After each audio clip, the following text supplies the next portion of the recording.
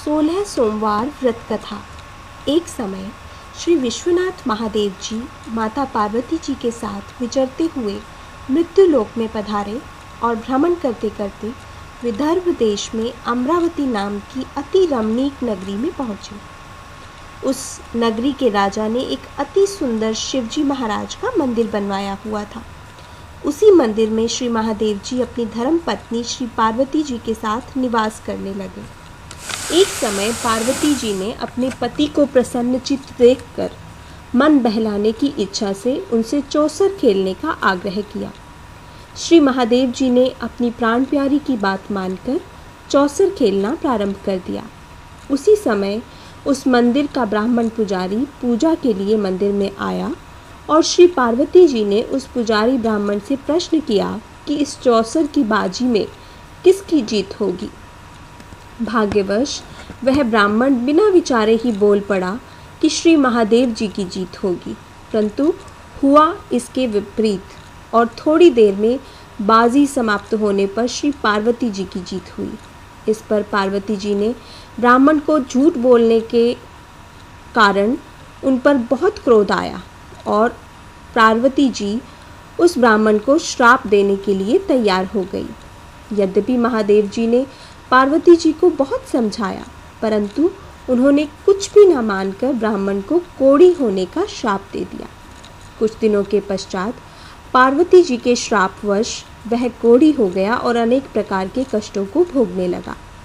जब इस प्रकार उसको कष्ट भोगते हुए बहुत दिन हो गए तो एक दिन स्वर्ग की अप्सराएं श्री शिवजी की पूजा करने के लिए उस मंदिर में आई और उन्होंने पुजारी जी के कोढ़ का कारण पूछा। तो पुजारी ने शिवजी और पार्वती के चौसर खेलने और पार्वती जी के श्राप देने की सारी कथा उनको सुनाई। तब अप्सराएं यह सब कथा सुनकर कहने लगी कि हे ब्राह्मण, अब तुमको अधिक दुख नहीं उठाना पड़ेगा। भगवान शंकर की कृपा से तुम्हारे सारे दुख दूर हो जाएंगे। तुम सब व्रतों में उत्तम 16 सोमवार की विधि को सुनो। अप्सराएं कहने लगी कि सोमवार को स्नान आदि से निवृत्त होकर अच्छे वस्त्र धारण करना, फिर आधा किलो खूब अच्छी तरह शुद्ध भुने हुए गेहूं का आटा लेकर उसका प्रसाद बनाना और उसके 3 भाग कर लें। फिर चंदन, अक्षत, फूल, धूप, नैवेद्य, बेलपत्र, यज्ञोपवीत आदि द्वारा प्रदोष काल में भगवान शंकर का पूजा, भक्ति और श्रद्धा से पूजन करें। फिर प्रसाद के 3 भागों में से एक भाग भगवान शंकर का प्रसाद समझकर उपस्थित जनों में बांट दें और खुद भी प्रसाद लें। इस प्रकार 16 सोमवार तक व्रत करें। 17वें सोमवार को पाव भर शुद्ध गेहूं का आटा लेकर उसकी बाटी बनाएं और उसमें घी और गुड़ मिलाकर चूरमा बनाएं और शिवजी का भोग लगाकर उपस्थित सज्जनों को बांट दें और आप भी सकुटुंब प्रसाद पाएं। इस प्रकार करने से भगवान शंकर की कृपा से मनुष्य के सब मनोरथ पूरे हो जाते हैं। ऐसा कहकर अप्सराएं तो स्वर्गलोक चली गई और उस ब्राह्मण ने अप्सराओं के कथन के अनुसार विधिवत 16 सोमवार तक व्रत किया और भगवान शंकर की कृपा से रोग मुक्त होकर आनंद से रहने लगा। कुछ काल व्यतीत हो जाने पर भगवान शिव और पार्वती जी फिर उसी मंदिर में पधारे और उस ब्राह्मण को श्राप मुक्त निरोगी देखकर पार्वती जी ने बड़े आश्चर्य से उससे पूछा। तो ब्राह्मण ने रोग मुक्त होने की सारी कथा सुनाई। माता पार्वती व्रत का वृत्तांत सुनकर बहुत ही प्रसन्न हुई और उन्होंने भी विधि पूर्वक इस व्रत को किया और व्रत के प्रभाव से उनके गए हुए पुत्र स्वामी कार्तिकेय स्वयं आकर माता के आज्ञाकारी हुए। कार्तिकेय जी को अपने विचारों में परिवर्तन होने का कारण जानने की बड़ी इच्छा हुई और उन्होंने माता जी से इस रहस्य का कारण सुनने की इच्छा प्रकट की। तब माता पार्वती जी ने वही 16 सोमवार की कथा सुनाई। तब उन्होंने भी इस व्रत का प्रभाव सुनकर उनका एक मित्र ब्राह्मण बहुत दिनों से परदेश गया हुआ था, उससे मिलने की इच्छा से इस व्रत को धारण किया। और उनका मित्र बहुत शीघ्र आकर कार्तिकेय जी से मिला और इस आकस्मिक मिलने का रहस्य उस मित्र ने कार्तिकेय जी से पूछा। कार्तिकेय ने उत्तर दिया कि हमने तुमसे मिलने के लिए 16 सोमवार के व्रत किए, उसी के प्रभाव से तुम मिले। ऐसा सुनकर ब्राह्मण ने भी अपने विवाह की इच्छा से विधिपूर्वक इस व्रत को किया।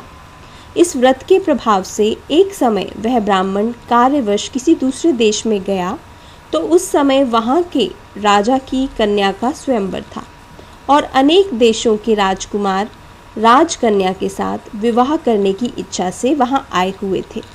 राजा ने भी प्रण किया था कि जिस राजकुमार के गले में आभूषणों से सजी हुई हथनी माला डाल देगी, उसी के साथ मैं कन्या का विवाह करूँगा। ब्राह्मण भी कौतुकवश स्वयंवर देखने के लिए वहाँ गया हुआ था और भाग्यवश हथनी ने माला ब्राह्मण के गले में डाल दी। राजा ने प्रतिज्ञा के अनुसार अपनी कन्या का विवाह उस ब्राह्मण के साथ कर दिया और उसको बहुत सारा धन दिया और उसका बहुत सम्मान करके उसको संतुष्ट किया। ब्राह्मण उस राजकन्या को पाकर अति प्रसन्नता से अपना जीवन व्यतीत करने लगा। एक समय उस राजकन्या ने अपने पति से कहा, हे प्राणनाथ, आपने ऐसा कौन सा पुण्य का काम किया था जिसके प्रभाव से हथनी ने सब राजकुमारों को छोड़कर आपके गले में ही वरमाला डाली। ब्राह्मण बोला कि प्रिय, मैंने अपने मित्र कार्तिकेय जी के कथनानुसार 16 सोमवार व्रत किया था। उसके प्रभाव से तुम जैसी रूपवान लक्ष्मी मुझको प्राप्त हुई। व्रत की ऐसी महिमा सुनकर राजकन्या को बड़ा आश्चर्य हुआ और पुत्र प्राप्त होने की इच्छा से व्रत करने लगी।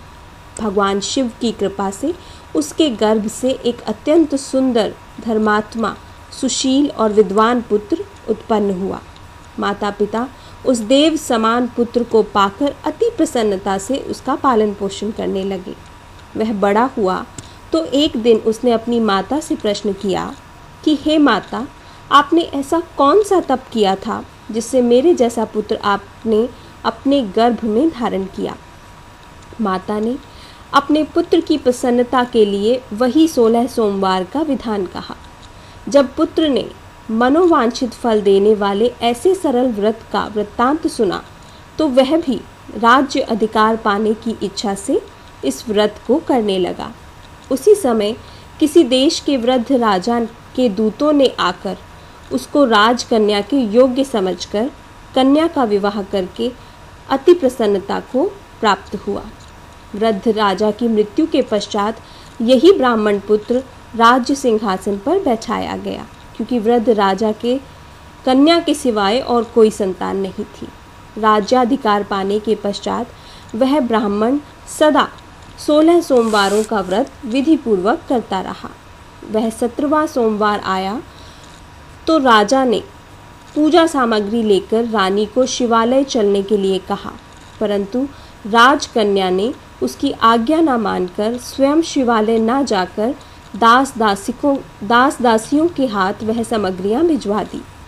जब राजा ने शिवजी का पूजन समाप्त किया तो आकाशवाणी हुई कि हे राजा, तुम अपनी इस रानी को राजमहल से निकाल दो, नहीं तो यह तुम्हारा सर्वनाश कर देगी। राजा को आकाशवाणी सुनकर बड़ा आश्चर्य और दुख हुआ और शिवजी की आकाशवाणी का सब वृत्तांत अपनी सभा में आकर उसने सभासदों से कहा। सभासदों को यह सुनकर अत्यंत आश्चर्य और दुख हुआ कि जिस राजकन्या के कारण इसको राज प्राप्त हुआ है, उसी को निकालने के लिए यह सब प्रपंच रच रहा है, परंतु राजा ने उसको निकाल ही दिया। रानी अति दुखित होकर अपने भाग्य को कोसती हुई नगर से बाहर चली गई।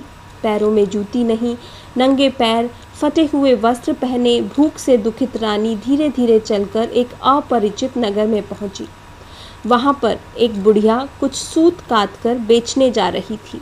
रानी की दीन अवस्था देखकर वह कहने लगी, तू मेरे साथ चलकर सूत बिकवा दे। रानी ने सूत की गठरी बुढ़िया के सर से उतारकर अपने सिर पर रख दी। अभी थोड़ी ही दूर गई थी कि ऐसी आंधी आई कि बुढ़िया का सारा सूत पोटली समेत उड़ गया। बुढ़िया रोती और पछताती रह गई और रानी को अपने से दूर रहने को कह दिया। तब रानी एक तेली के घर गई तो तेली के घर में जितने तेल के घड़े थे सब चटक गए। ऐसी दशा देखकर तेली ने उसको भाग्यहीन समझकर अपने घर से निकाल दिया। रानी इस प्रकार दुखिया होकर एक नदी के तट पर जल पीने के लिए गई तो नदी का सब जल भी सूख गया। फिर रानी एक बाग में गई जिसमें एक बड़ा सुंदर सरोवर था। रानी जैसे ही जल पीने सीढ़ियों से नीचे उतरी, जल पीने के लिए जैसे ही जल को स्पर्श किया वैसे ही जल में असंख्य कीड़े उत्पन्न हो गए और सारा जल गंदा हो गया। हताश होकर रानी ने अपने भाग्य को कोसते हुए उसी गंदे जल का पान किया और विश्राम करने के लिए एक पेड़ की शीतल छाया के नीचे गई तो पेड़ के भी सब पत्ते गिर गए। रानी जिस पेड़ के भी नीचे जाती उसी के पत्ते गिरने लगते। उस वन के पेड़ों की और सरोवर के जल की दशा देखकर उस वन के ग्वालों ने, जो वहाँ पर अपनी गायों को चराते और सरोवर से जल पिलाते थे, बड़े दुखी भाव से यह सब कथा अपने गुसाई जी को, जो उस जंगल में ही एक मंदिर के पुजारी थी, जाकर सुनाई और रानी को पकड़कर गुसाई के पास ले गए। रानी के मुख की कांति और शोभा देखकर गुसाई जी समझ गए कि यह अवश्य ही किसी कुलीन वंश की अबला दुखित स्त्री है। ऐसा सोचकर गुसाई जी ने रानी से कहा कि मैं तुम्हें पुत्री समान रखूँगा, तुम मेरे आश्रम में रहो, यहाँ तुमको किसी प्रकार का भी कष्ट नहीं होगा। ऐसा वचन सुनकर रानी को कुछ धीरज हुआ और वहाँ वह आश्रम में रहने लगी। परंतु जो भी भोजन वो बनाती उसमें तथा जो जल भरकर लाती उसमें कीड़े पड़ जाते। अब गुसाई जी को बड़ा आश्चर्य हुआ और दुख हुआ और कहने लगे कि पुत्री, तुझ पर कौन से देवता का कोप है जो तेरी ऐसी दशा हो गई है। तब गुसाई जी की बात सुनकर रानी ने शिव पूजा का सारा वृत्तांत गुसाई जी को सुनाया। तो गुसाई जी ने अनेक प्रकार से भगवान शंकर की स्तुति की और रानी से कहने लगे कि पुत्री, तुम सब मनोरथ पूर्ण करने वाले 16 सोमवार व्रत को करो, उसके प्रभाव से तुम्हारे सब कष्ट दूर होंगे। गुसाई जी की आज्ञा के अनुसार रानी ने 16 सोमवार के व्रत किए और 17वें सोमवार के पूजन से राजा के हृदय में विचार उत्पन्न हुआ कि रानी को गए बहुत समय हो गया, न जाने कहाँ भटकती होगी, अब उसे ढूंढना चाहिए। यह विचार कर चारों दिशाओं में उसने अपने दूत रानी को ढूंढने के लिए भेजे। दूत ढूंढते ढूंढते गुसाई जी के आश्रम में भी पहुंच गए और उनको सब वृत्तांत सुनाकर रानी को अपने साथ ले जाने के लिए कहा, परंतु गुसाई जी ने रानी को नहीं भेजा। तब दूतों ने रानी का पता और सब वृत्तांत जाकर राजा को सुनाया। राजा सब वृत्तांत सुनकर स्वयं गुसाई जी के आश्रम में आए और गुसाई जी से विनीत भाव से कहने लगे कि महाराज, ये महारानी मेरी पत्नी है। भगवान शंकर के कोप से मैंने इसका त्याग किया था। अब भगवान शंकर का कोप इस पर शांत हो गया है, इस कारण मैं इसको लेने यहाँ आया हूँ। आप इसको मेरे साथ चलने की आज्ञा दीजिए। गुसाई जी ने राजा की बातों का विश्वास करके रानी को राजा के साथ जाने की आज्ञा दी और रानी बड़ी प्रसन्नता के साथ राजमहल में आ गई। तब नगरवासियों ने नगर को खूब सजाया और सारे नगर में बाजे बजने लगे और घर घर में मंगल गान होने लगा। विद्वानों ने वेद मंत्रों का उच्चारण किया और राजा रानी का स्वागत किया। महाराज ने ब्राह्मणों को खूब धन धान्य दिया और गरीबों को भोजन खिलवाया। इस प्रकार राजा भगवान शंकर की कृपा से अनेक प्रकार के सुखों को भोगता हुआ बड़े आनंद के साथ जीवन व्यतीत करने लगा। अब तो राजा और रानी दोनों ही प्रतिवर्ष 16 सोमवार व्रत और शिव जी का पूजन विधिपूर्वक करने लगे और इस लोक में अनेक प्रकार के सुखों को भोगने के पश्चात शिवपुरी को प्राप्त हुए।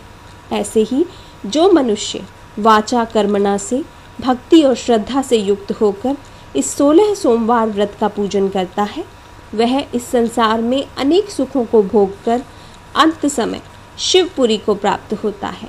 यह व्रत सब प्रकार के मनोरथ को पूर्ण करने वाला है। धन्यवाद।